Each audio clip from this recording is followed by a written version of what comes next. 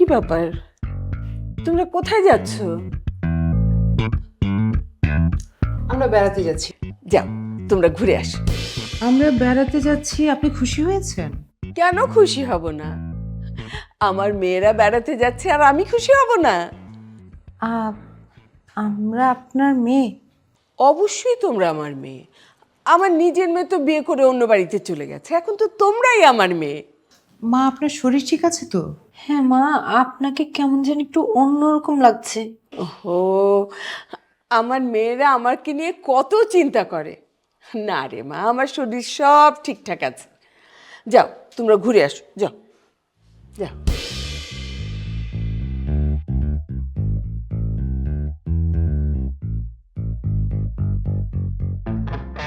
What happened ভাবি? আমাকে জিজ্ঞেস করছো? সব কিছু তো আমার মাথার উপর দিয়ে যাচ্ছে, আমি কিছুই বুঝতে পারছি না। মা কি এর আগে এমন সুরে কখনো কথা বলেছে? মা তো আমাদের বেড়াতে যাওয়াটা কখনোই পছন্দ করতেন না। হ্যাঁ, আমরা বেড়াতে গেলেই তিনি রেগে যেতেন। তার এটা কোনোভাবেই পছন্দ ছিল না।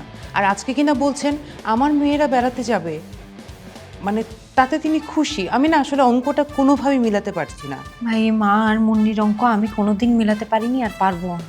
কিন্তু মুন্নি মাকে বলবে আমাদের মেয়ে বলে রাখতে, এটাও না আমার বিশ্বাস হচ্ছে না ভাবি।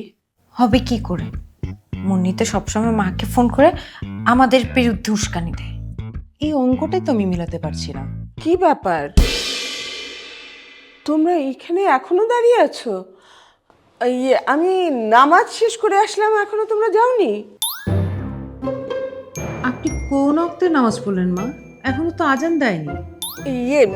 নফল নামাজ পড়লাম। নফল নামাজ পড়ে আল্লাহর কাছে দুহাত তুলে মোনাজাত করলে আল্লাহর কাছে যা চাওয়া যায় তাই পাওয়া যায়। আল্লাহর কাছে আপনি কি চাইলেন মা? তোমাদের মঙ্গল কামনা ছাড়া আমার আর কি চাওয়ার আছে বলো? কি মা, আপনি আল্লাহর কাছে আমাদের জন্য মঙ্গল কামনা করেছেন? মা তার সন্তানদের জন্য দোয়া করবে না তো কার জন্য দোয়া করবে? যাও যাও, তোমরা ঘুরতে যাও, ঘুরে আস। ঠিক আছে মা, চলো।